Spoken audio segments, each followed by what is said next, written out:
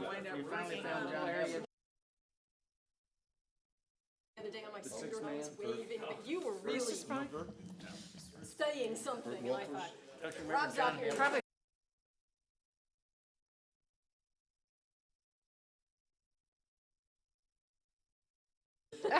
Ferris. Ferris, good morning. Feeling out of glue. Everybody's a little rambunctious this morning. It's the donuts. It is the donuts. We're all sugared up. Good morning, everyone. This is a regularly scheduled work session, the last until August. It's Thursday, June 6th. It is 9:01 a.m. And if you would please rise for the Pledge of Allegiance. I pledge allegiance to the flag of the United States of America and to the republic for which it stands, one nation, under God, indivisible, with liberty and justice for all. So I'm going to go a little out of order here on our agenda because we happen to have Lieutenant Brian Pereira here this morning. He's filling in for the captain, and we'd like him to give us a little update. And I'm not sure, has everybody met? Brian, do you mind if I just call you Brian? Or do you want me to call you Lieutenant? Absolutely, you can call me Brian. Thank you, Brian. I prefer that, actually. And he had a very, very funny coffee and donut comment when we came in. Yeah. Well, the joke's He thought on it was me, I all for think. him. They knew I was coming, so let's put the donuts out. I get the cop. I get the cop job, guys. Thank you. Has it- didn't even Bruce, get have you met Brian? Oh, good. Everybody met him? Yes. Oh, I have wonderful. now. Yes. Okay. Well, I haven't met everybody here on the council. I've had the pleasure of meeting a few of you, but just I was going to take a minute or so just to introduce myself. My name is Brian Pereira. I'm a lieutenant with the Sheriff's Department. Been with the Sheriff's Office nearly 15 years now. During that time, this is Did the you few start times. when you were 12? So hopefully I You keep have this one of those face. I can faces. keep this Okay. young face. That's what I'm hoping, with life. There you go. But I have been doing it now 15 years. One of the few times I've actually been in a uniform. My whole career, I've really spent it in special investigations. I've ran narcotic investigations. I was also a sergeant over our narcotics division. I spent some time with the U.S. Marshals, tracking down fugitives all across the United States. I've also been a member of our Special Operations Unit, which is a way to put it, our SWAT team. So I've been doing that now, and I'm a team leader for our explosive breaching program on that team. I'm born here and raised in Florida. So I'm assigned here to your district. I come with a lot of experience. Don't let the young face fool you. I am an old soul, carry a lot of traditional values, and that's a little bit about myself.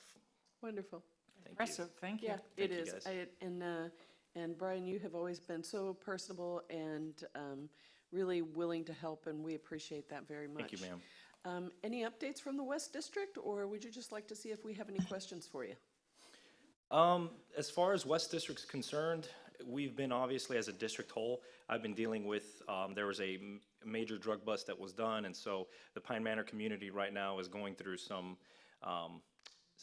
problems that we're addressing and trying to take care of as we speak. On the beachfront, without getting into specific questions yet, I know that the last time that we were present, the captain was discussing addressing the enforcement of the ordinances that you guys have for the beach. Yes, especially noise.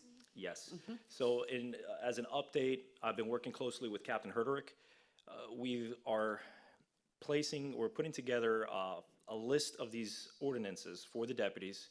And I don't know if you guys are aware of how our shifts work, but they work in 12-hour periods. And every 12-hour period, a new shift is going to come on, and that sergeant is going to brief the deputies on all of the events that happen that day. During this time, the sergeants are going to go through this list with the deputies. Now, there are quite a few ordinances, so we're going to try to take the top ones if we can to really harp on those. But they're going to sit there and go through a discussion with them as a training aid. Additionally, we're going to be giving the deputies a list of these statutes so that they can carry them in the car for your ordinances. Unfortunately, I deal with a generational thing no different than you guys, and some of my deputies, I can give them a sheet of paper and it wouldn't mean anything to them, but if I give them access to a computer file, they're on it, and they'll open it up and they'll use that resource at their disposal in a more efficient way. So in order to address that side of it, we've got a folder on our network that's available to the deputies 24/7, and they can access that. So if they have any questions or need a a list of these statutes as a reference point that they can access that information as well. Fantastic. Great, okay. Lastly, ma'am, we do have for you, this training is also not only for our deputies specific to Fort Myers Beach. I'm working diligently with the captain with having that training also for those that are going to be filling in. I do my best, as well as the captain, to make sure that we keep the same faces for you guys on the beach so that you guys can develop a rapport and a relationship. But we are giving that information to the deputies that are coming on to the district, filling in, whether that be spring break, special events, so that they have that knowledge about the ordinances that mean the most to you guys. Thank you, Brian. Rexanne, any questions? This really isn't a question, but I wanted to give you an opportunity to quell some rumors that I've been hearing. People are saying that now that spring break is past, that you guys have basically disappeared and that there's only 2 of you on the island at any one time. And I'm sure that that's not the case, and I wanted to give you the chance to address that in a public forum. I know there are not a lot of people here, but maybe they'll read about it in the sandpaper. Oh, yes, ma'am. So, as candid as I can be, there is going to be a reduced number of deputies. We typically bring in anywhere between, I'd say, 4 to 8 deputies at times during spring break. That's something that the sheriff's office is providing a service because there's a major influx in the population. We always keep a minimum of 2 deputies specifically on the island. We transition a 3rd as we get that opportunity to come in here and be visible for you guys. So at any given time, you're looking at 2 to 3 plus potentially the supervisor that's working. So you're looking at potentially 4 at max that we're putting on the island. Other communities, I'll as candid as I can say, in the district do not have as many deputies assigned to one specific area. Very well. Thanks very much. Ray, questions or comments? It's going to be LCSO day here on the beach. The sheriff's going to be down here tonight at the Salty Crab. Great. No real questions. Welcome aboard, Lieutenant. I'm glad you're here. Is it a letdown from breaching doors and all that stuff down here, enforcing noise ordinances, or what? Well, like anything else, you have to close certain chapters in your life. Although I haven't closed it completely, I'm still a member of our Special Operations Unit. You guys haven't seen me as much. I've been assigned to the Vice Presidential's Protection Detail the last week. How is that? It's intensive. I've done protection details for the Bushes, the Bush family, the 41st president, the 43rd president, President Obama when he's come down, obviously Vice President Mike Pence when he comes down, and it's a very chaotic time at times because you're protecting one of the most important people on the face of the earth, and that comes with a lot. And it's a relationship that we have to build with Secret Service, because they move around and they change their plans, and then we have to move an entire operation around their plans at times. So it's chaotic, but I will tell you, it's an absolute honor to be able to be in that position to do that. I'm sure it was. I'm sure it was. Thank you. Bruce, any questions? Yeah, you answered one of them that I was going to ask about was rotation. So when you say you have 2 to 3 at this time of year here on the island, that's per shift? Yes, sir, per shift. And then those guys are here on a very frequent basis? They're here 80% of the time, or?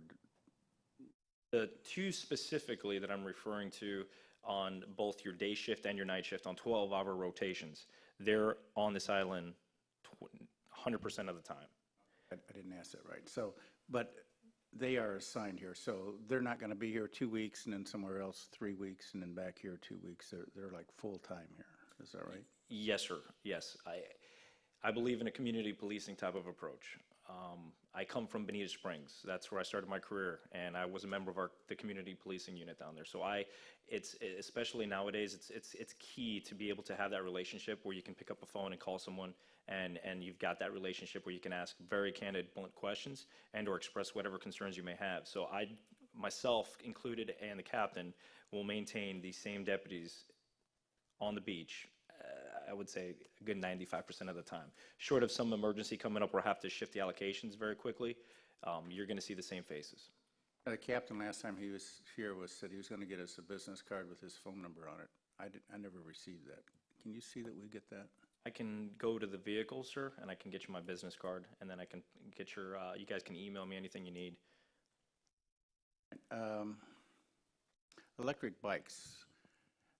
When the captain was here last time, as you mentioned, the ordinance were passed out or provided to him at some point in time.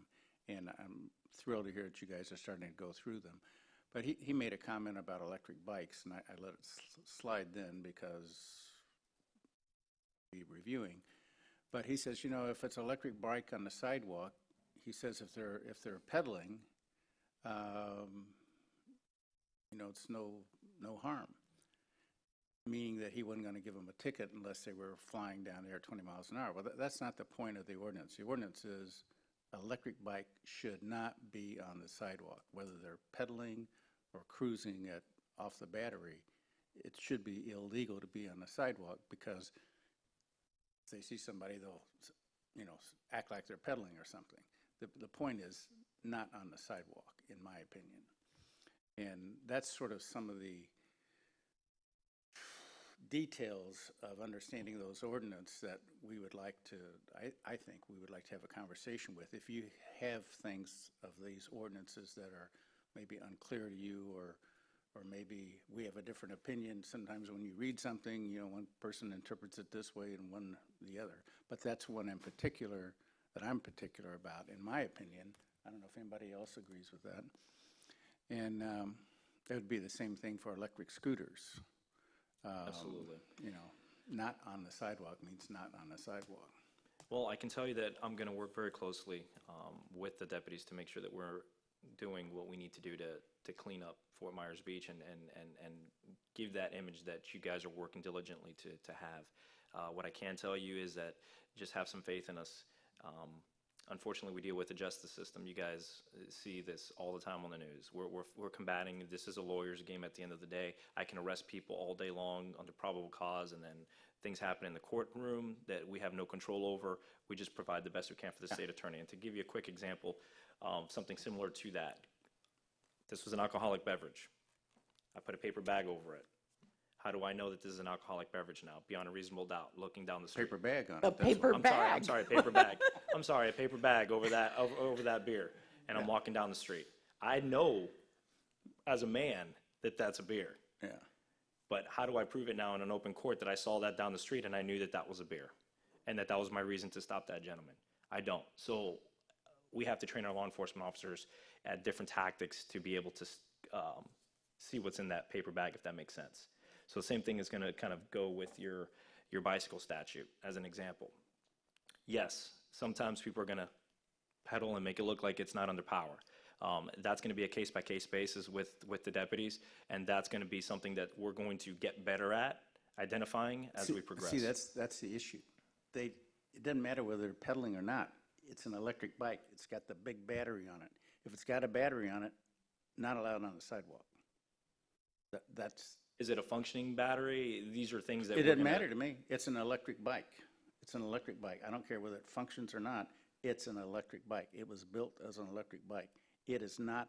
It's like saying it's a motorcycle and the guy's going down the sidewalk and he's going at 3 miles an hour. Well, he's doing pedestrian speed. Is that okay? Well, no.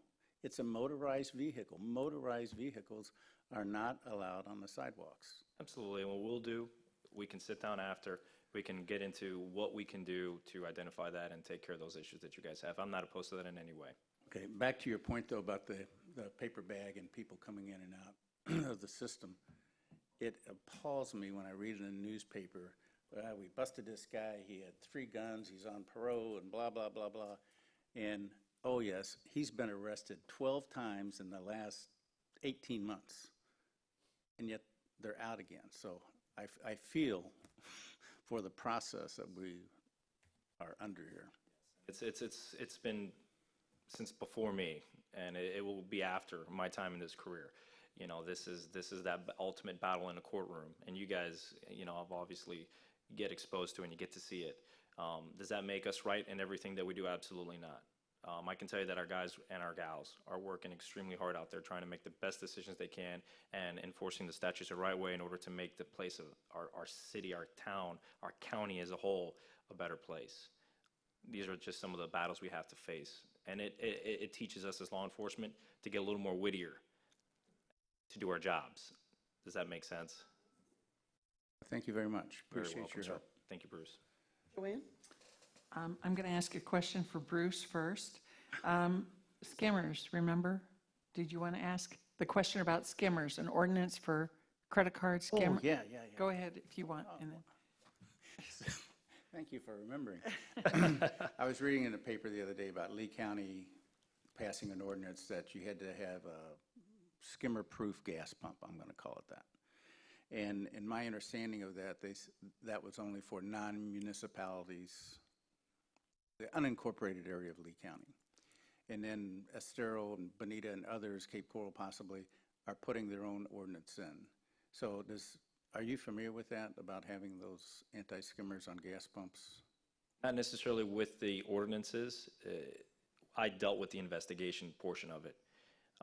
We would, if we got complaints and through our economics crimes unit that someone's credit card was compromised, and we started seeing a pattern of it, well, one would deduce that we have a skimmer in place. So we would obviously go down there in a clandestine manner, set up on it, get the permission, we'd open it, and if we saw what we needed to, we would remove the hard drive, because a lot of it, they keep a little hard drive attached to it, and we'd watch, because eventually they come back to retrieve that, the suspects anyways, they come back to retrieve it, and we'd enforce it and go our own ways. That is an illegal thing. I'm glad to see that there's ordinance being passed to help supplement the statutes that are in place, because we are behind the ball, as the United States in general, and looking at skimmers and getting your credit cards compromised. It's something that's progressing so fast with technology, no different than our cell phone. Every day there's a software update, there's a new app, and things are constantly changing. So I'm very, very happy to see that there is that in place.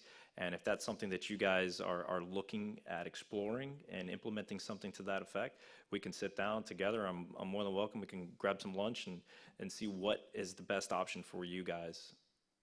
Well, I think we should, because there's only, 2 gas stations on the island now, if that. And,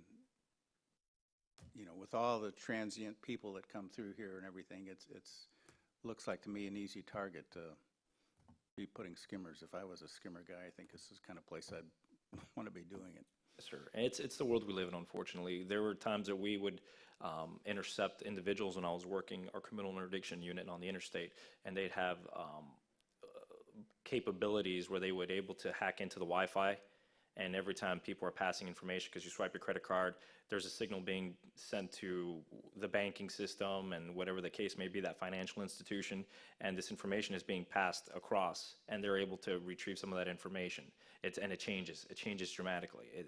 It's one of those things that we're constantly trying to play catch up, because once we figure it out and we know, hey, these are skimmers, say on a gas pump, they'll come up with another method in which to extract that information. So then we have to adapt our tactics, say, okay, hey, now they're using this tactic, let's combat it this way. I think it's our interest, and we'll find out, to put in an ordinance like that. So are you suggesting possibly it'd be a good idea to run it by you guys, just to have you take a look at it? Absolutely. I'm always, going to be available to you guys. We may even be able to pass it up to our legal division and see if they can, tweak it for you guys or offer anything, or not even, maybe it's perfect as it is. Okay, great. Thank you. Thanks, Joanne. I just wanted to reiterate actually what Bruce had mentioned, and that's about the e-bikes, golf carts, and scooters. And just in general, I really appreciate that you are following up on what we call our safety and quality of life ordinances. Yes, ma'am. And this time of the year, when it is a little slower, it seems like the perfect time to maybe catch up this year, familiarize yourself with everyone with them. And they are, the noise and bicycle safety and pedestrian safety here is so important, the loitering and the trespass. And we have a lot of young people here in the summer once they're out of school. And I'm always very concerned about kids and their behaviors and what they get into. And I know that you keep an extra eye on the underage teenagers. And we already had the sheriff dealing with something last week. And so I appreciate anything that you can do working in the safety and quality of life for our neighborhoods as sort of the ground basis of that goes year round, and then we add in all the excitement that comes in season on top of that. But I appreciate it, and keep at it. Thank you. Yes, ma'am. Thank you. Yes, I was the first one. Don't think that meant anything. Brian, we didn't know you were going to be here this morning, but ironically, I had 2 people send me stuff last night that I'm curious to have your opinion on. So one has to do with the bus lanes on the boulevard. Evidently, someone got a $150 ticket for, instead of, curving out, just kind of driving straight and intersecting that area that says bus only. Is that actually really a law, that you can't drive in that area? And I'm putting you on the spot with that one, so Oh, I understand. maybe you could get us some information so we could let people know, because I'll tell you that I myself do it. I was following someone this morning that did it. And it's just, I think it's a natural thing about driving down the boulevard. You don't necessarily. I'll tell you why it's not a good idea, because I've had people almost hit me because they've gone off into that lane. I'm assuming they're pulling off or making a right turn or whatever, and I stay in the proper lane, and then When they're passing you? well, no, they're in front of me. Oh. They go into that lane. I assume they're making a right turn or pulling off. I follow the appropriate lane, and then they almost hit me when they merge back into the proper lane. darn. So, It's a weird thing now. yes. Okay. Can I make a citizen's arrest on Anita? Yeah, that's right, you may. I was going to say, You may. you better designate a third person. They leave both of us out of here in cuffs. Somebody's going to have to run this meeting. Well, obviously, Rexanne, Bruce, and I are all capable You're of very not getting arrested this You're week. very capable. So if you could maybe send us some information on that, we could post it on our site or I'd something. like 'cause- to, I'd like to look into that. Yeah, If you're I think talking people- guns, drugs, prostitution, vice, skimmers, things Yeah. of that, that's And my that- specialty. I did it for and years. Crossing that line isn't necessarily on the Yeah. top 10 list. Okay, Yes, but but I here's will the get you an other, answer to that. here's the other weird one. So now this is a situation where someone has had their phone number compromised, like a credit card, and you get a phone call, and this was sent to me on Facebook. You get a phone call, and it actually happened to me, but it wasn't anything like somebody said, we're going to kill her. So the woman's phone number dialed her father, and the father answers thinking it's her because her picture comes up, her phone number comes up, and the man demands $900 or he's going to kill her. This was in Savannah. Have you all seen this? So I guess this is the latest in technological crimes. Right. And so this little video that's out there, and people were asking me about, the question was, the woman in the video says that you're to call law enforcement immediately. She called Verizon because that was her cell phone carrier. I called AT&T when it happened to me, when it was, when it was my phone number. And so what kind of comments do you have on that? Is this something you're seeing more of, or is there any advice you could lend to someone if that were to happen to them? Yes, ma'am, and actually, I have seen a rise in that, and specifically in my own family. That just happened, I want to say, Monday to my grandmother. Really? She had someone call, they pretended to be one of our cousins and said, hey, I got arrested, I'm in jail, I need But some now money did to her bond me numbers, out. their numbers show up in every, Yes, wow. yes, ma'am. Gosh. So my grandmother, who's not fluent in technology whatsoever, she calls me panicked. And I was like, listen, oh, I'm sorry, and to go back, the perpetrator on the phone is also saying, hey, I need some money, and my attorney's going to call you. So I told my grandmother, I said, Grandma, that's a scam. You got to be smart. The sheriff's office is not going to ask you for money over the phone. People shouldn't be asking you for money over the phone. You have to just be very vigilant. If something doesn't feel right with it, then do not. You're more than capable of hanging up the phone and calling the branch yourself. Say, hey, I got this really peculiar phone call. Was this from your business? And they're asking these questions. If it's a legitimate phone call, you're going to get some confirmation. I mean, they're tracking the calls coming in and out. It's obviously quality control. But I would say that do not give any personal information. Do not give any type of financial information. Do not, offer any money or anything like that to something that it just doesn't seem right. I'm telling you, they're not going to ask you for these questions.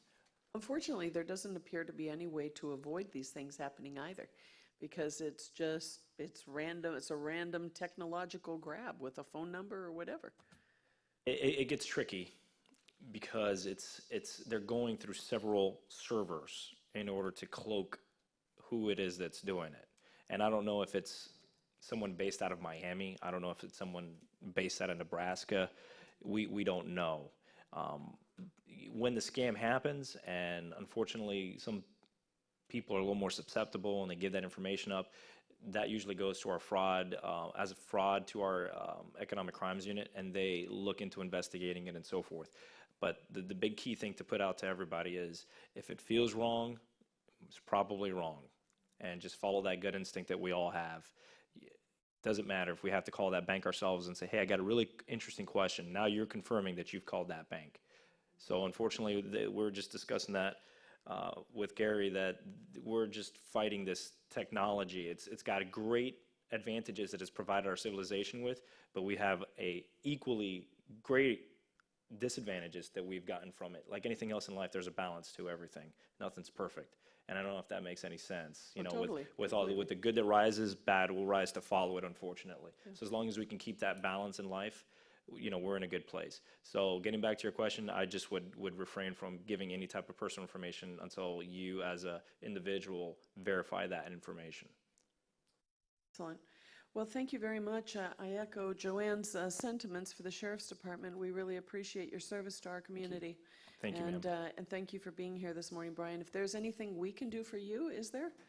I'd like to, at one point or another, see if we can get a little lunch together and sit down and, something where that we're not, limited on time. We got a little time and we can honestly be candid and have a conversation and get to know each other a little better and, That would be and build that fantastic. relationship. I would appreciate that. We come back into session the first week of August. Okay. And so maybe we can schedule something after that. Sounds All right? good, ma'am. I In look the forward to meantime, it. have a very nice summer. Thank you, guys. Thank you for being Thank here you. this morning. Thank you. Thank you, guys. Thank you.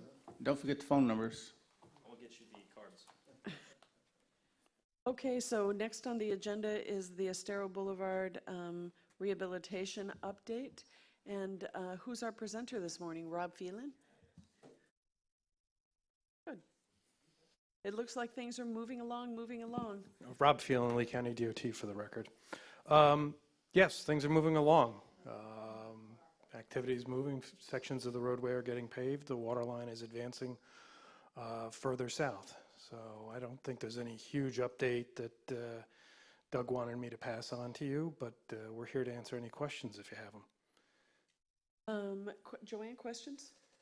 So as far as like complete, is it Madeira by the end of July? Is that what you're thinking? Or Well, how do you see that? Like a segment- street name? Segment 2's limits are basically to Strandview. Okay, we've defined segment 2 as to Strandview. Right. Segment 3-4 starts at Strandview. So we've got this little overlap area, and I'm not going to really get too worried about exactly which street Either are we. we're going to get to. So, but as you can see, they've paved up to, what's the street? Just south of Connecticut, Mandalay area. That's paved, and then they're scheduled to continue that paving on further south in the next couple of weeks. Great. It's very exciting to see the area 2 from Lover's Lane south, where everybody's excited to see that connection done. It's great to see that curb in, and we're all excitedly waiting the sidewalk. Do you have information about sewer and sewer pump station? I do not. Okay. Is there a specific question you'd like me to Well, it's pass just a on? letter that we all got, and it was talking about that there's a lift station on San Carlos Island over 50 years old, and that it is the one lift station that collects the sewage for all of Fort Myers Beach and San Carlos Island, pumps that to the main sewage plant on Pine Ridge. and it services 167 businesses and over 925 residences on San Carlos Island alone. So I guess these individuals were requesting that that pump station be reviewed for its adequacy because of continuing development and expanding use. So I'm wondering, how do we get an answer whether this is indeed true, whether there is concern about this single 50-year-old pump station, and et cetera? Well, has that been passed on to Lee County Utilities? Because Lee County Utilities maintains the sewage collection system, so I'm sure that, This one was only addressed to me. I'm sure each one got one addressed to them personally, so I'm not sure, but I can maybe get a yeah, photocopy. if you can just forward that on to either myself or Doug, or, and we can make sure that it gets to the right people. Great, thank you. Okay. That's all for me. Thank you very much. Bruce? I saw Rob out front. I'm good. Okay. Ray? Right, Roxanne? Excuse me. The new section that's blocked off Publix north to the Strandview area. And I did email Seller Molnar about this. When I'm going north and then I want to come back to go to Newton Park, there's really no good place to make a U-turn. And they said, oh yeah, just make a U-turn there. Well, I've tried it like 3 different places, and I drive a Prius, which has a really good turning radius. I cannot make that turn without backing up, and that's kind of dangerous in the traffic. So I don't know if you can widen that place or maybe mark it better where you do want us to make the U-turn to come back south toward Newton Park. Okay, Do you follow where I'm talking yeah, about? I understand what you're talking about. I've made that U-turn, but I'll be a little more aggressive and actually go off of into the dirt. So, but we can pass that on to the construction Yeah, crew and see what they can do to. We're going to have this continuing issue as we move down through the section there, because Well, I know the ones further north I had no trouble with. So this one seems to be maybe not as wide. Okay. And maybe the area just isn't conducive to it. So Okay, well, just wanted to mention. all right, we'll pass that on. Thank you. Rob, I don't have anything for you other than I want you to be prepared when I get back from summer break. I'm going to be talking a lot about trees. More Okay. trees and some landscape and some trees. Ooh, you're going to get me going too then in that case. Anyhow, I hope you guys have a good summer, and thank you for all your hard Anita, work on this Anita. project. Could I ask you one more question No. when you're done? No. Yes, of course. Are you done I am. wishing him a happy summer? I am, Bruce. Go ahead How with about your question. this little diagram map of kind of where you are in the construction I couldn't process? believe you didn't ask that before. I was expecting Rob was going to make a presentation about that, showing me what he's doing. We'll have something for you when you get back. You will, really? Yeah, we can have a small exhibit of some. Well, that's fantastic. Okay. It doesn't have to be fancy. Yeah. We Yeah. don't want to overthink it. Yeah, I mean, what we're getting challenged with is there are a lot of items to track as far as kind of showing progress. So it's a matter of simplifying that, and Well, you don't have to show everything, just the big 5 or something. yeah, and I've got something in mind. So, okay. Great Need news. help, I can bring my crayons and help you guys. The problem is we've got a 6-mile Long Island, and we're going to have construction. And right now, we've got construction probably in 3 miles of that. So between the water line and the roadway construction. So Well, thank all of you Okay. very much. We All right. appreciate it. thank you. Okay, take care. The next item on the agenda is discussing the Land Development Code, Chapter 34, Article 4, about short-term rentals, most specifically, the definition of single family. So we'll start that with Roger.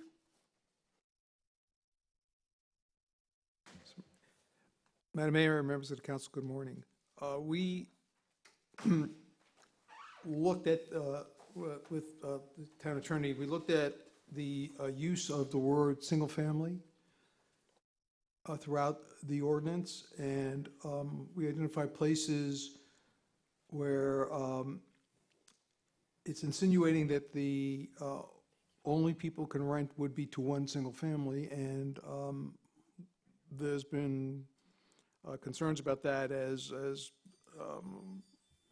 what was the traditional family structure isn't quite the same anymore. But that being what it is, it then triggered a question about, well, if you remove the traditional definition of single family, what then governs the occupancy?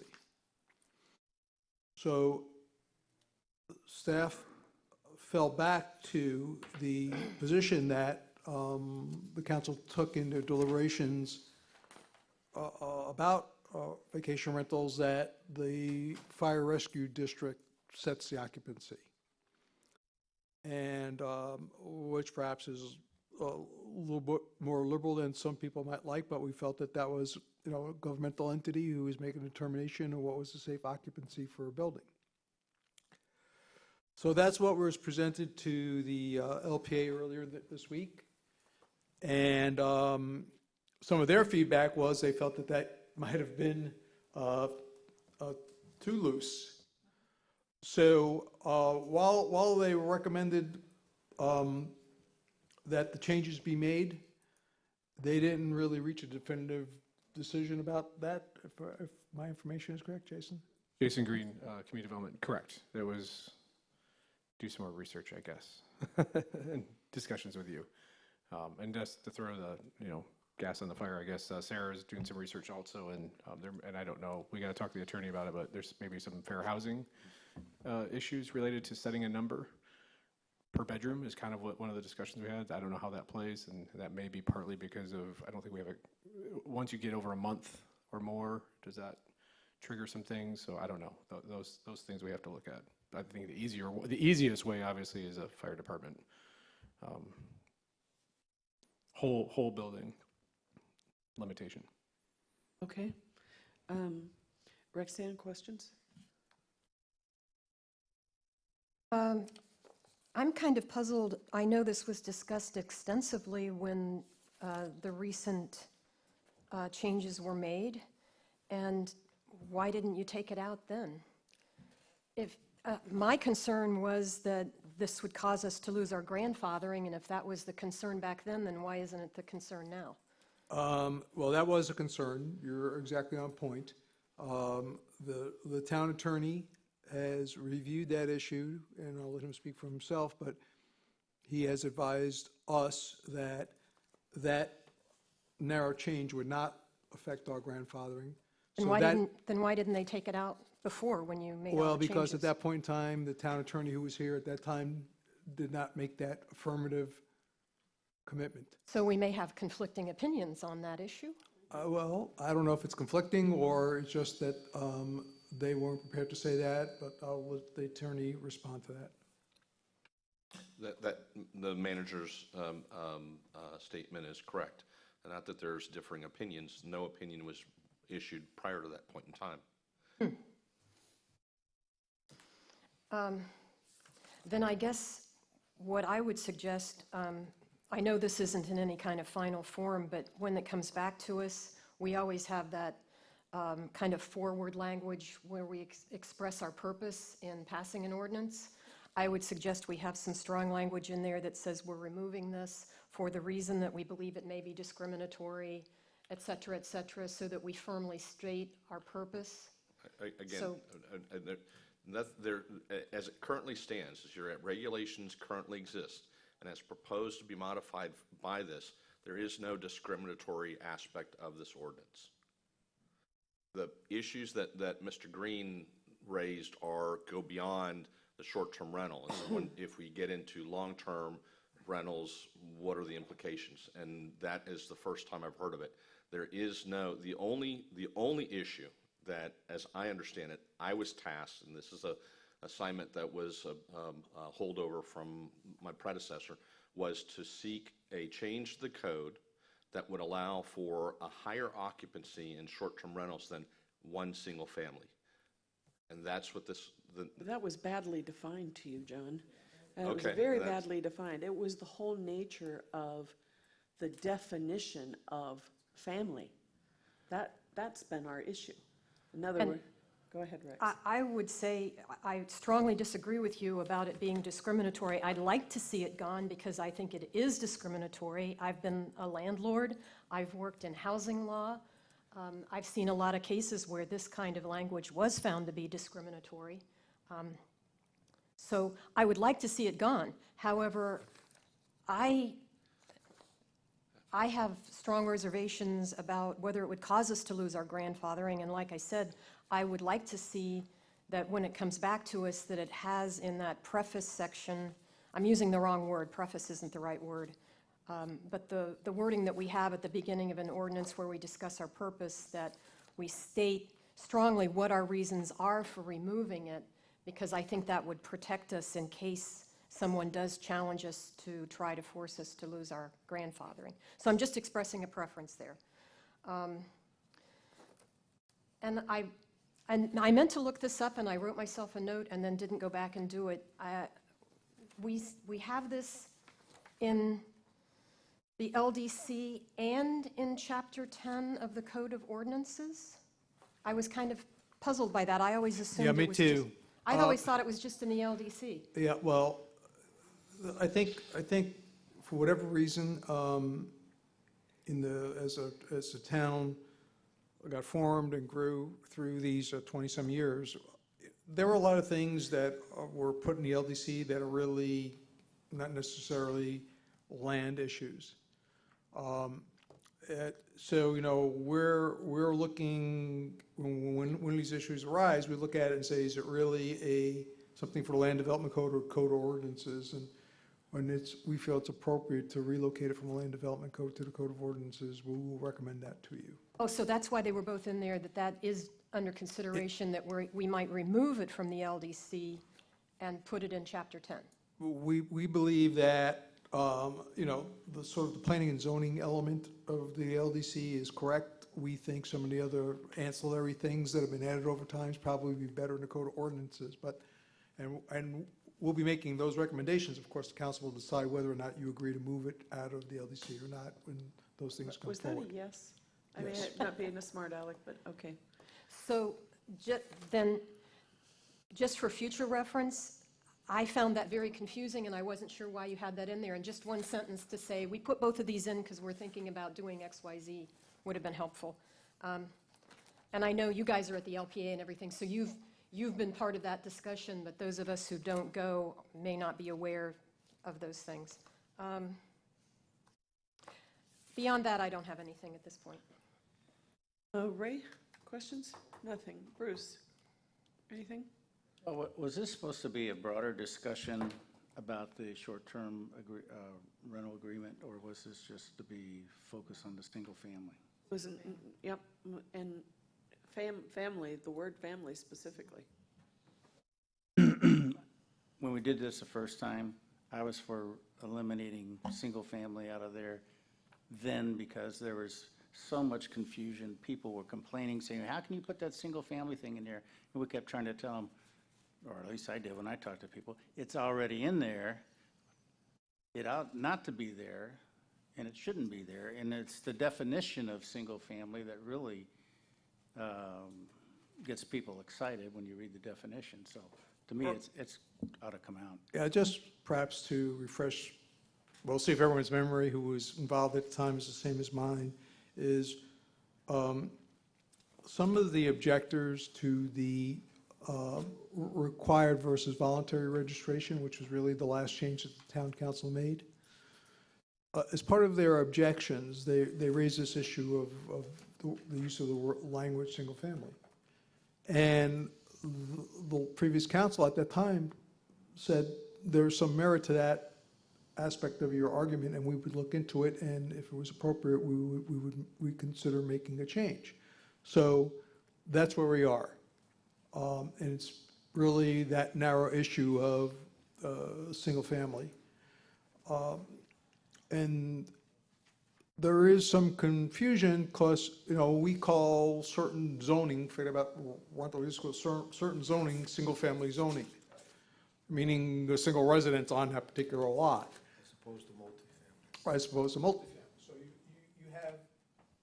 you have that distinction, and then which is and then you have the part that we're really trying to address, and that is, are we going to limit a rental of less than 180 days, that you can't have more than one family, and in the way that is used in our code, it's traditional family. And so that's the part where, that narrow issue that we were trying to address. Now, clearly, we can expand it beyond that if the council so desires, but that was, we were trying to be responsive to the community who came in and spoke to that issue. They made a point, at least at that time, everyone seemed to say that makes sense. So we've been looking at this issue and are trying to present the solution that we feel that addresses that narrow issue. So I'm a little confused then on where we stand. If we're only talking about single family here, isn't there the will of everyone to take single family out of there? I don't think it needs any more legal review, does it? We understand that, we get that. What we're now need to know, and what the LPA asked staff to do, was what is the measuring stick that we're going to replace occupancy of single family with? But single family has nothing to do with occupancy. It It's does. like, If you because look a at the single family definition. could be 18 people. It's inferred that it's a traditional family, and you're right, it could be a traditional family of 18 people, but it's clearly stated as a single family, and the language around that is that that's what the limit of people are. So if you remove the word single family and just say people, what is the quantitative limitation, if any, you would like to place on it? Our staff recommendation through what we put before the LPA was to substitute because I believe you all are aware, the fire district is supposed to set an occupancy for every rental as part of someone's process of doing vacation rentals.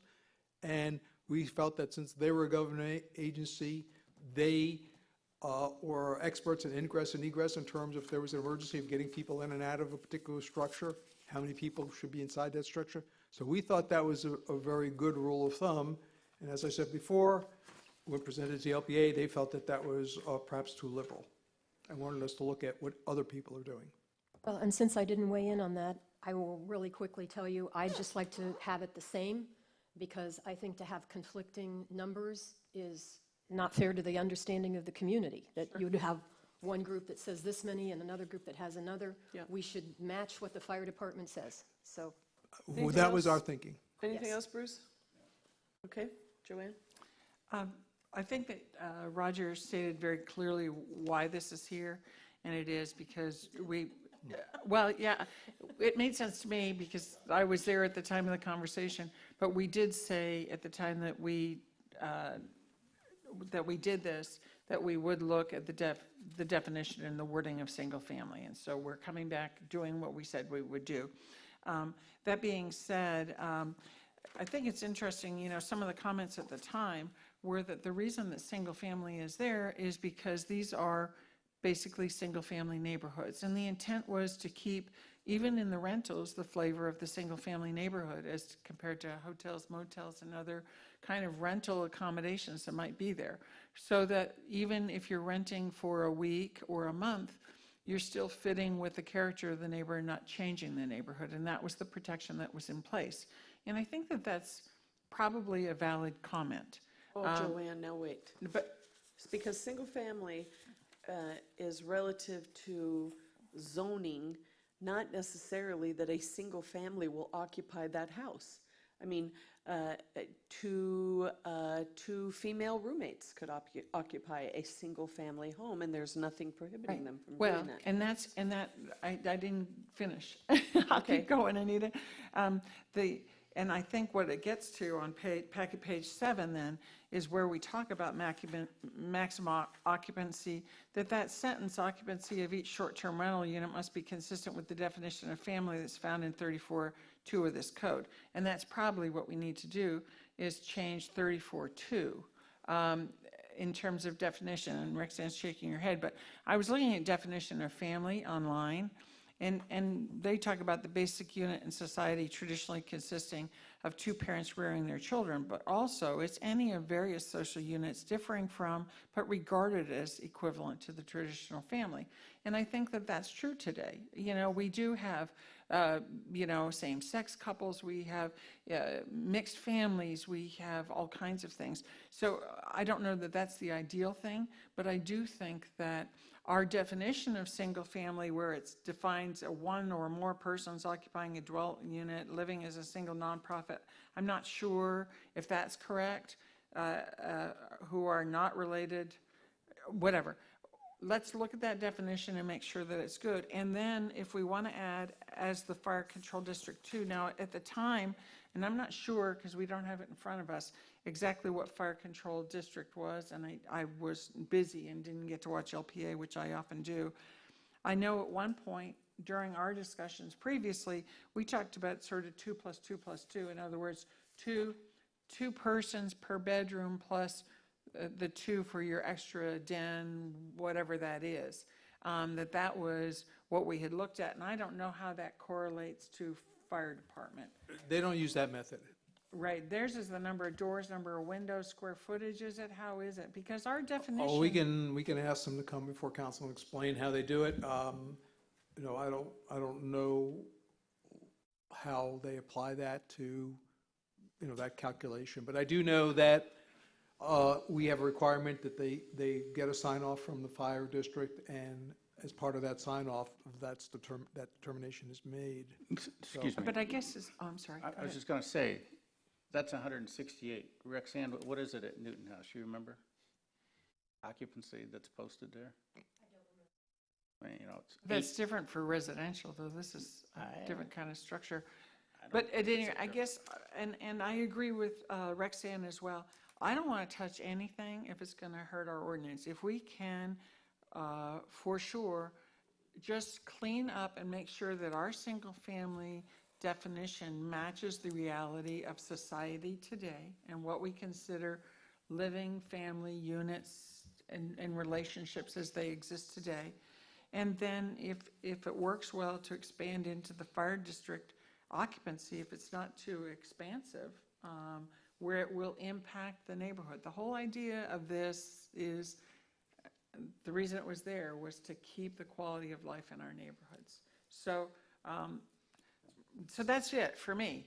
The definition, the number, and as if we can do it, don't change anything else. But if we can do it without compromising our ordinance, so be it. Otherwise, we won't touch it. So that's it for me.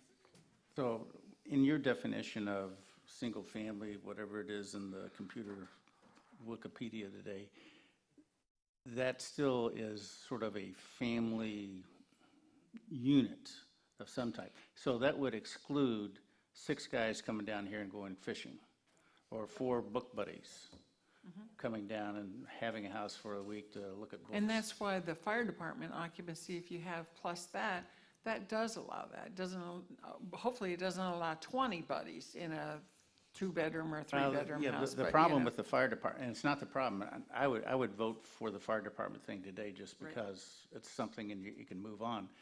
But it's going to be huge because it is based on the occupancy. It's not based on sleeping. They Fire have a department. separate number in their new inspection section that they passed after the fire we had on the island. It's different than that number. Oh, yeah, but it's not based on sleeping. It's based on people in the building. I believe it is based on sleeping because it came about as a result of a fire. Well, okay, well, then maybe it is totally different than what it Yeah. was.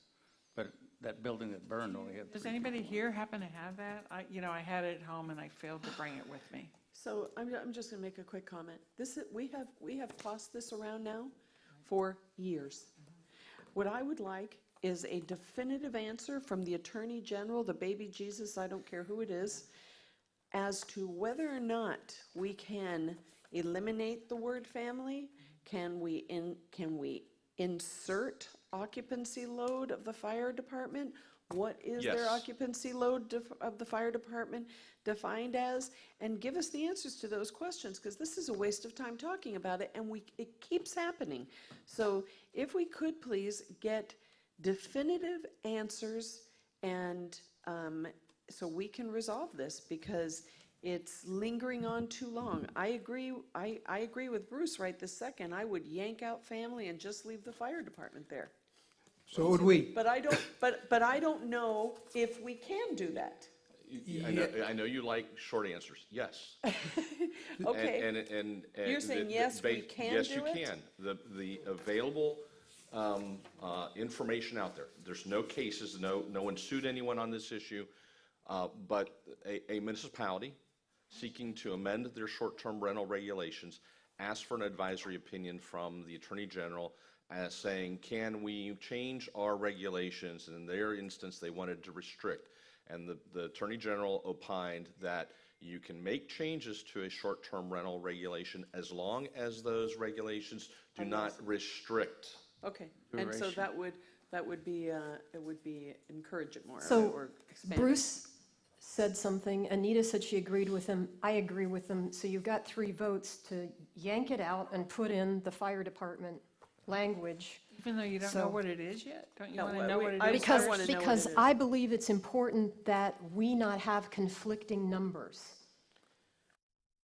It's crazy to have 2 different laws in this town about rentals that one would be one number, people would be coming in and saying, well, but I read the fire department code and it said X, so I complied with that. It would be like on Estero Boulevard saying, well, one group says you can go 30 miles an hour and the other one says you can only go 20. Right. So there is, just as a point of reference, it might be interesting to know, at Key Colony Beach down in the Keys, I just rented a house there recently, and we were limited to 7 occupants. Now, you could easily put 25 people in this house, well, not 25, but you could have put many more people than 7. And when I asked why 7, they said it was because of the fire code. So that's a pretty small municipality. It might be interesting just to know what theirs is. But if we could just have some definitive information on the fire code and bring it back to us in September for a vote, that would be fantastic. Does anybody else have any comments on this? Anything that's missed? All right, we'll move on to the next item. Anything from you guys? Roger, John? No. Just trying to move Wrap it guidance up. forward. Thank you. Thank you very much. Thank you very much. The next item is to discuss monthly reports from Community Development, Cultural Resources, Parks and Rec, and Public Works and Utility Department. So when I met with Roger earlier this week, and I agree with him completely, you know, this is for informational purposes only. If you have questions, feel free to ask, but if you don't have questions, we'll move past it, and I'll start with you, Ray. I'm all for moving past it. Okay? Bruce, do you have any questions on this? Yeah. How many, do we keep track in here of the fines that we have collected during a period of time? So the answer is that we have a revenue code that we assign fine payments towards. It's not in this report, but we can get you a report that shows that. But just remember that fine payments are not necessarily reflective of this month, this year, or whatever. Someone from 10 years ago could be paying a fine today, and someone who's cited today may not pay their fine from 10 years till 10 years from now. So there's not a correlation between the amount of money collected and the fine this week, this month, this fiscal year relative to the level of enforcement activities that are going on in the town. Really believe that? I absolutely do. That it's been 10 years since somebody's was fined? and they Absolutely. just We met paid? with someone last week who bought a property with a lien on it, and that lien still remains unpaid. That is true. Well, I'd still find it interesting to understand. Yeah, Be happy to get you the number. Thank you. It is, I found it quite interesting myself, Bruce. Anything else, Bruce? Rexanne? Okay, I notice on packet page 16, it says plan review turnaround is now down to 3 to 4 weeks. It's down from what? What was it before? Okay, so plan review depends on a couple of factors. One is that We don't control if we get 10 submissions on a given day or one. I understand that. Right, so. I'm that's- trying to that- actually give you credit here. I appreciate. If you came down from 12 weeks to 3 weeks, then I also want to educate Gary. So. We all do. So we have that issue. Then we have, of course, the issue of application is, and you all have seen this, is the quality of the application. We have asked our staff to, while not to be the applicant's assistant, to try to assist the applicants to improve the quality of their applications so that we can process them quicker, and we believe as a result of that, the turnaround time is improving, which is, I think, something that we all aspire to. I was looking for a headline for you. Application time is down from an average of 12 weeks to 4 weeks. Yeah, it moves literally week by week, so it goes from 8 weeks to 7 weeks, and 7 weeks to 6 weeks, and that type of thing. It doesn't go from 12 weeks to 4 weeks or 6 weeks. It just drops like a week as we improve. Okay, That I'll question. move on. I appreciate the sentiment. But Roxanne, let me just chime in there for a second. When you asked that question, was that for permits or for plan review? Is plan review different than Plan permits? review turnaround. What does that mean? So there's two elements of someone obtaining, moving forward with their project. One is, can you pick up your permit? Is your permit ready to be issued? Is it sitting there and all you have to do is come and physically pick it up and write your check? That's plan review.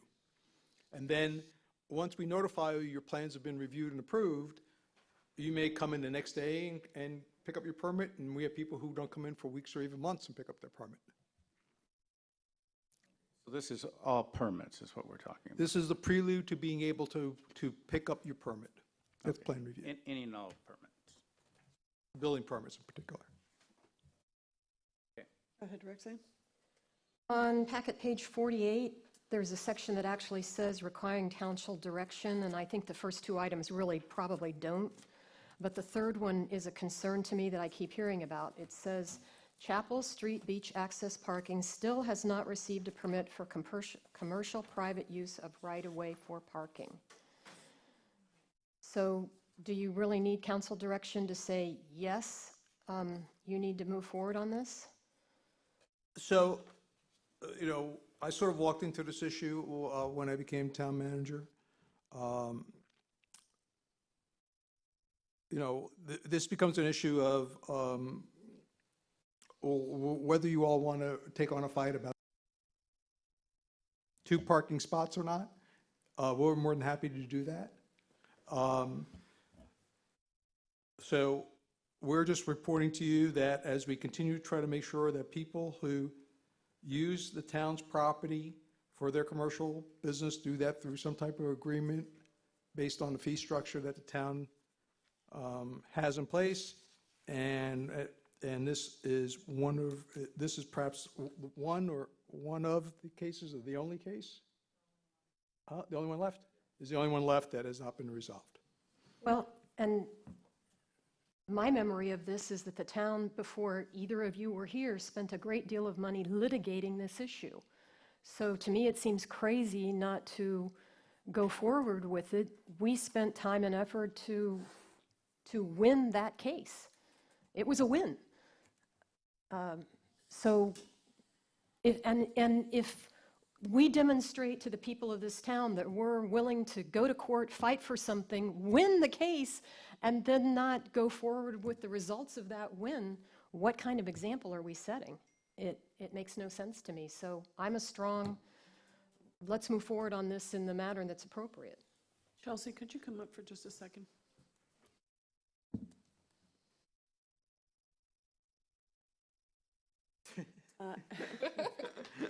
So, say that to Roger. Holiday Court, do they have an agreement with the town? Yes, ma'am. And so when we, Roxanne wasn't here, but when we changed that, Joanne and I think we're the only ones, when we changed the the parking agreements to allow anyone who had used the parking, when the town incorporated, if you were using it before, we were going to let you continue to use it. Yes, I think it's what, $100 or something like that? It's Yeah, $100 a spot, I think? okay, Yes, so that was- that's where we are today. that's what it shifted to with Holiday Court. I have to confirm, there are two that have a 25-year separate agreement. I don't know if we've severed that agreement and converted to the 100, but they're For up his for, sake, I hope we have. they're up for renewal January 1st, so we'll, Okay, okay. You remember that way, Joanne? do, and my question, Anita, would be though, how many units is Holiday Court compared to this other one? I'm not defending anybody. No, neither am I. But, and what- but and there, Roxanne's this is right, under but- 6 units. I think that this is a multifamily residential, which is different than commercial, is all I'm saying. And we have lots of residential properties that use the right-of-way, and we weren't going to charge residential ones. That, to me, needs to be defined. That's the only difference, and I agree, Roxanne. We won that lawsuit, which means that they don't own it. So that's determined. They don't own that. But now is this residential or is this commercial, and therefore, how do we do it? It's different than Holiday Court by the number of units. It's also a beach access. The public accesses the beach there. It doesn't interrupt with doesn't function of interrupt the, the it really access. doesn't. But if you want to use it, you need to be able to park. Oh, well, So- there are many accesses we have that aren't. I know, but this is one where we own the property. We fought for this. We spent thousands of There's a dollars. huge parking lot there, though, too. I mean, Well, I don't think you're going to win this one, Roxanne, and I'm going to tell you why I would not, whether or not he needs that commercial permit or not, I don't know. But I do believe that in this case and a couple of others, or many others actually, when we decided to allow properties who had historically, since prior to the incorporation, utilizing that space, when we decided as a council to allow them to continue to utilize that space, it helped many people, and I think that trumps whatever else had happened here. So, hate using that word. Well, if we're going to do that, then I would say we need to memorialize it somewhere Yeah, that says, I when agree. this owner is gone, Yep. that leeway you have granted is also gone. And we that's talked- correct, and yeah. when the property's redeveloped. And We've when said the that, because they property's need to redevelop the property and park underneath the structure. Yep. So, but either or, the property is redeveloped or the property is sold. And I'm going to say this on the record. I think a lot of this has to do with the fact that the owner of this property gives us a lot of trouble, and I don't like to see us backing off just because someone gives us trouble. Well, you can rest assured that that's not how I feel about this. I don't think that's how Joanne. No, it really isn't. To me, it's an equitable, what we've done for everybody else. I It think truly what we is. did with the parking and the utilizing Wait a the second. date. Wait a second. It's not what we've done for everybody else. My understanding is they refuse even the agreement that's been offered to everybody else. Isn't that the case? we have not pursued it to approach them with this agreement yet. That's why I wanted consensus from the council to even pursue it. That comes to And- Joanne's question And my of guess is they're commercial. going to say no, that they won't ever agree to anything. So what are you going to do then when we offer them the same agreement that everybody else got and they say no? But that comes to my question of commercial versus residential. I think they're the only one that's residential. If I'm wrong, please correct me, but So even if they say no to the same deal that we've offered everybody else, you're still going to give them even another step of leeway. no, if we decide that they're commercial, then they must, like the other commercial. But if they're residential, we're not doing it to residential. We don't do it to any of the streets. Well, we haven't done it to any residential, like, for example, if it was my house, that wouldn't be included. But if it's a rental property, that property is commercial in nature. I mean, that's been our whole discussion about rentals. But there's a lot of rental homes that are using, their cars go onto the right of way. A lot of homes. Access. But it doesn't encroach the access. I know you're talking about having parking there, but it doesn't encroach if in fact that property redevelops or it is sold, then, but that has been used like that for many, many, many, many years. So you're saying if we offer them the same deal that everybody else got and they say no to that deal as well, you're going to go along with Joanne? we're not going along with anything. The question is whether or not it's commercial. And it's commercial and residential. I can tell you that we have entered into an agreement with another similar situation, which is beach accommodations on Santos Road behind Yotako. Yes. And they have agreed and gone forth with this $100 for the first year per spot, $50 per year each year thereafter, and have come into compliance with providing all the documentation that is required. So just as a, but we can look into seeing if it's designated commercial or residential and bring that back at your next M&P. But it's more than reasonable. The offer That's not is a- that's more not a than question. reasonable. That's It's not a not question. unreasonable to be asking them to pay that tiny amount. Okay, so let's find out whether or not, how it's listed there, Chelsea, and resolve this. You all have any input on this? You want to just let us argue amongst ourselves? I'm feeling like this is in code or something. I'm over here wondering what the heck's going on here. You know what we're talking about? At the end of Chapel Street? The Chapel Street Oh, is beach that access? those, Yes, it is. What you call people there? The T-Zex. T-Zex. That's right. Okay, now I know It's what their you're talking property. about. Okay, Okay, now I know. all right. Okay, thank you. Anything else on this? Rexanne, it was you? Yeah, let's see. I think that may be it for this section. I've got some questions that I'll ask Roger without being on the record. Okay. You know he's leaving, so if it's urgent. Oh, it's not urgent. Okay. Joanne? Just one thing I was wondering, during the budget time, will we be able to get an update on the stormwater project and how on track you think we are at this point, like overall? You know, we always had that, we've been in this discussion a long time, Roxanne, you've been back in it from before. Are we on track for 20 million? Are we on track for 36 million? So I don't know if you know that now, or that's a budget discussion. We don't. Well, so well, that's let a me question. just generally say this about that, if I may. One is that if you refer, and I understand that page 54 in your packet does not have money, but it shows where the town is in terms of the actual work. And our construction manager for our side streets does have a schedule that basically shows that all of our side streets are being completed on schedule and below budget. As it pertains to the hot streets or Tier 1 streets, those are progressing through the design process. We will be bidding those streets, and then we will know, but everything that we have in way of current information indicates that budgetarily we're fine to complete all the side streets, join outfall streets, complete the Tier 1 streets, and accomplish that within the budget that the storm water utility fee generates via using the loans that are available to us, SRF loans through the state. Projects beyond that are not funded, so just to be clear. That's great news. It really is. There's been a lot of hard work on that along the way to try to keep and not raise that ESU, is it? Yeah. ESU, and to accomplish that and be on track, I commend everybody involved. Thank you very much.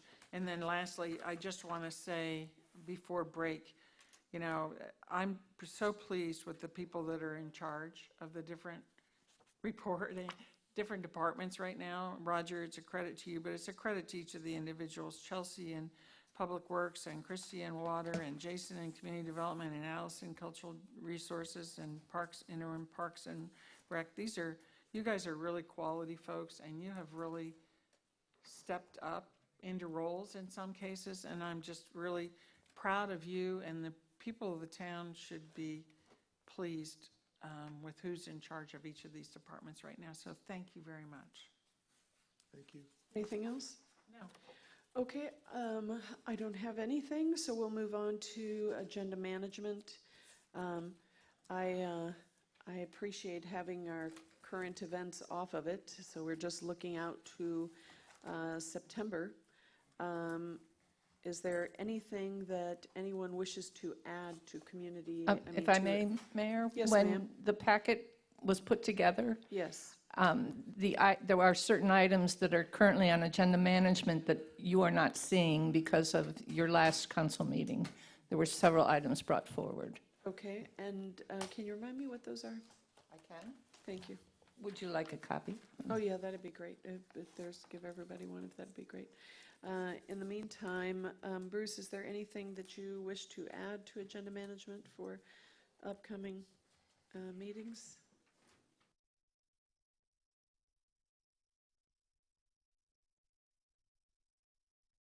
Yeah, this is significantly different. Do we have a minute to look at this before? Yes, absolutely. Right, just so you know, that list is a larger list for a variety of reasons. It's not only tracks things that the council has asked us to work on, but it's also things we've internally scheduled to be worked on, so that's why it's a more detailed, comprehensive list.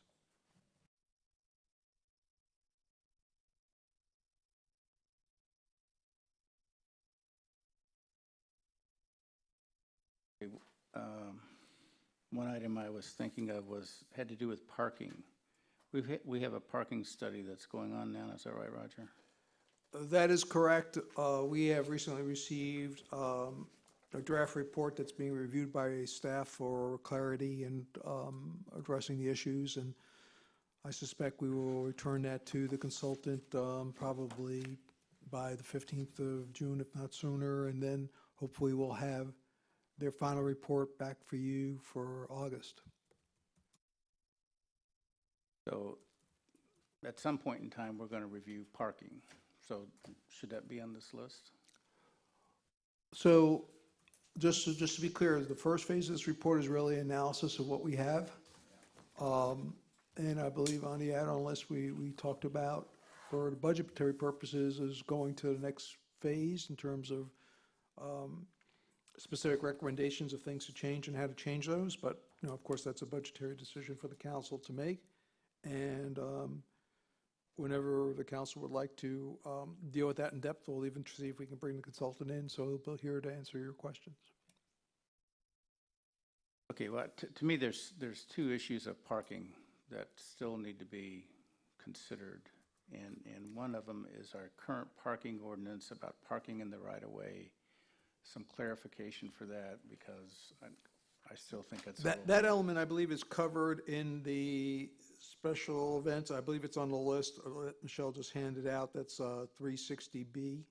And I think that was Councilor Hasfas asked that there be a discussion of what is a special event and what parking is allowed to be permitted with that event by virtue of property rights.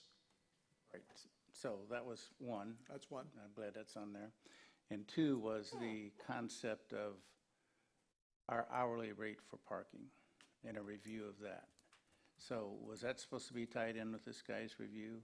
No. I mean, other than Or is this, it's competitive, meaning that it's within the realm of what similar communities charge. Yeah, but beyond that, no. well, I think it's very, let's be clear. The council,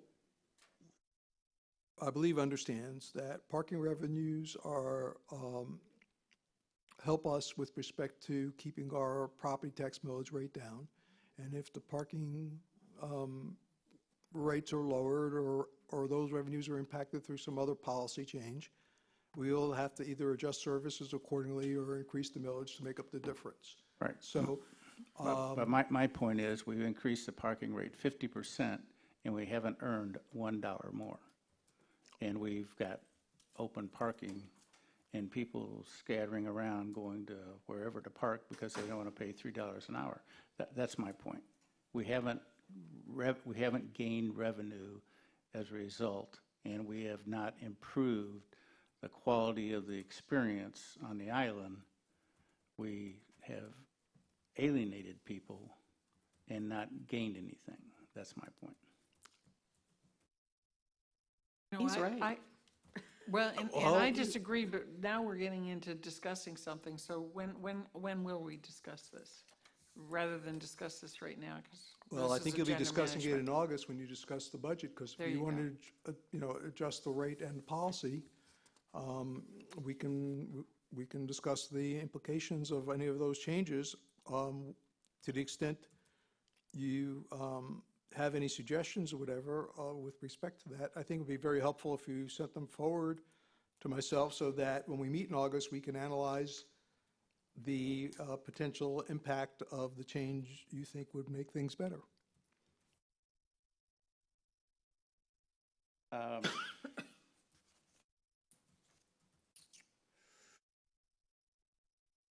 would like to have an ordinance that requires realtors, hope they're not listening, realtors to sign off or have a sign-off sheet that says when you make an offer on a house, it has been disclosed what rental zone that house is in, whether or not is a conforming or non-conforming house, and that they have received information about the 50% rule.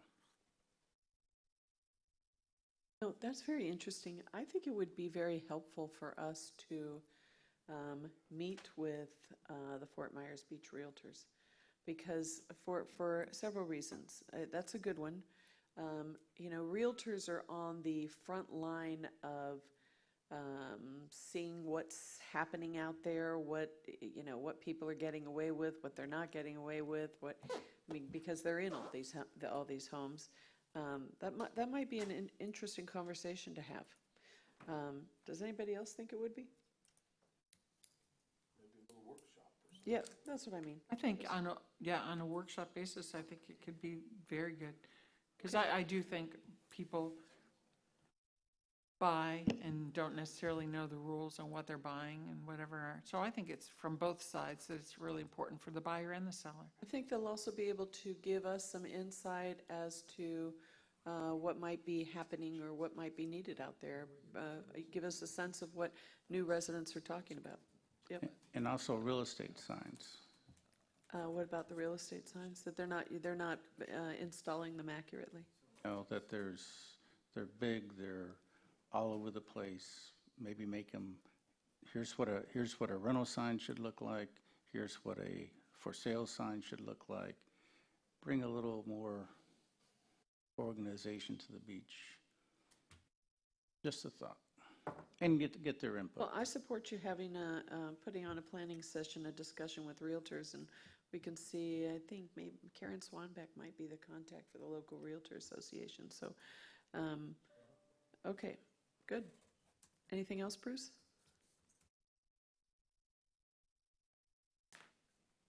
I'm still a little uneasy with how we've left this idea of volunteerism for hurricanes. And I can't remember whether I was having a dream or someone said something. Was there some concern that if we do a volunteer chain, that it puts the town in liability, and that if it's a town volunteer, they have to have some sort of special liability coverage or something? Did I dream that? Very interesting, because we had I had a conversation like that at lunch. Well, Go there ahead. was a public comment to that effect about volunteers. We're looking into the concept of volunteers from the standpoint of, is there, the situation where you have volunteers working, for example, with children, or do we have a threshold of all volunteers across the board, or just volunteers interfacing with the public, and whether there should be background checks, et cetera, for everybody or not. So we're looking into that. We don't have an answer on that issue yet. I really believe that notwithstanding, if we had a hurricane tomorrow and we had a problem and we needed volunteers to help us, I can tell you right now, we're not going to stop and get background checks. We're going to get it done, and we're going to do it in a way that the public's protected and we help the community get back on its feet as quickly as possible. But that being said, since it was raised, we're going to look into the issue, and John and myself will explore it and get back to you whether or not we think we need to do something or define volunteer the way it is in our code, et cetera. Well, could we look at it in a very narrow focus of hurricane, hurricane preparation, hurricane aftermath, and let's take out the word hurricane, let's use the word disaster. That was our intention. Okay. Anything else, Bruce? Start talking about little kids and we're off the rail. Right. Okay.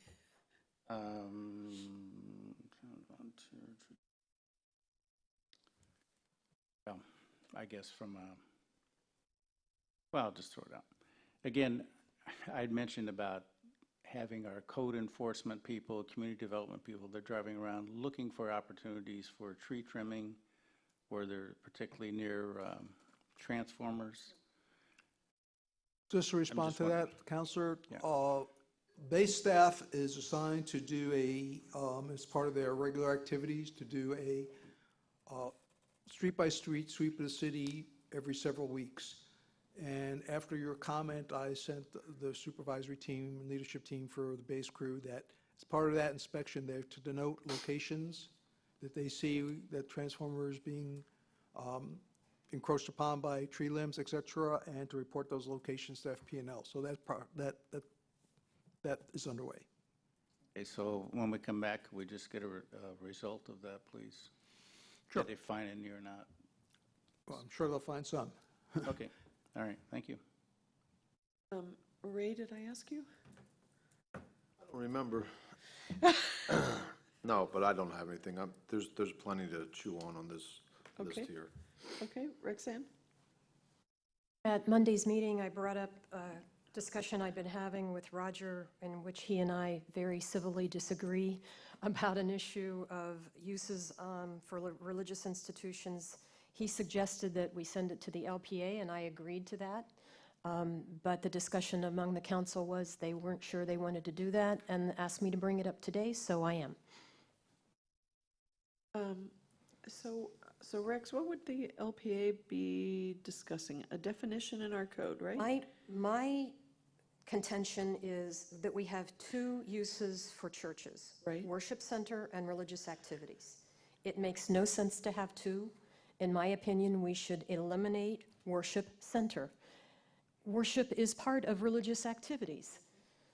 Okay. So it's a very simple concept. Do we eliminate the use called worship center and make sure that worship is included under religious activities? I don't see how it could not be, but we should probably double check that. So this wouldn't have anything to do with institutional zoning, but just that definition of, Well, the use falls under institutional Right. zoning. but we're not going to touch that. No. It's just that particular use. Yes. Okay?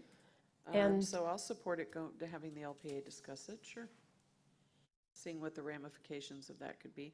Maybe it might be a good idea to give them some situations that have arisen so that they don't just say, you know what I mean? I'd be happy to attend the LPA meeting at which it's brought up, if I am notified that it's on the agenda. Okay. Anything else? Yes.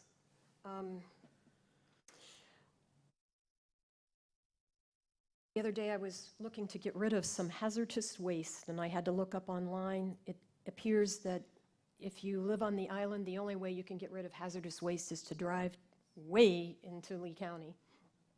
I was thinking it might be a good idea that over the summer, staff could look into what Lee County would require. Could we have a truck here in the fall and invite all the residents to bring all their hazardous waste to Town Hall, and then we could take it to the Lee County facility? I know they check ID and stuff, so, or whether we would have to pay them a fee that they bring a truck here, et cetera. I just know that every neighbor that I have has a shed full of old paint and old batteries and, A tire. yeah. Roger, remember I asked you about this a while back? Yes. It would be so helpful to people if we could do that. And as we talk about glycophosphate and everything else, it'd be nice if we could get ahead of because now everybody's wondering, what do I do with my Roundup? I've gotten that question about 20 times. What do I do with my Roundup? Do I just throw it away, put it in the trash? Well, I don't know, put it in the trash. I don't think that's a good idea. So is it even possible that they could bring out a trailer? Or maybe Well- we set up a pod and then move it? I don't know. We'll contact the Lee County Waste and work out an arrangement with them. And I would request that we schedule this no earlier than November, December. When a lot of people are coming back, they start cleaning out things, and I think November, December might be the perfect time to do this. It might be nice to do it once a quarter. We'll contact them and see how flexible they are. Okay. Thank you. Really advertise the heck out of that. Yep. You know? Yep, exactly. Anything else, Roxanne? No, thank you. Joanne? Follow up, just on the previous conversation, I just looked up sorry to use my phone during a meeting, but I wanted to get some information on what Bruce talked about. I noticed that for Lee County, for their volunteers, you do have to put in a social security number, and that they do a background check on everything, points of distribution, everything, and that a criminal background check is considered a consumer report, and you're signing up to have a consumer report done on yourself. So I just submit that for conversation. And the other thing was, I think we all got this requesting a permit for micromobility pilot program on scooters. And my first reaction, of course, is without our street being done, it's very hard for us to know how safely different mobility devices could be used. And when I read about these across the country, communities are really having problems. So, but I didn't know if something like this conversation should go to public safety, or is this in the future when the boulevard's more done, that the town council will talk about it, or is this something public safety should be working on in the interim as we think about the boulevard being complete?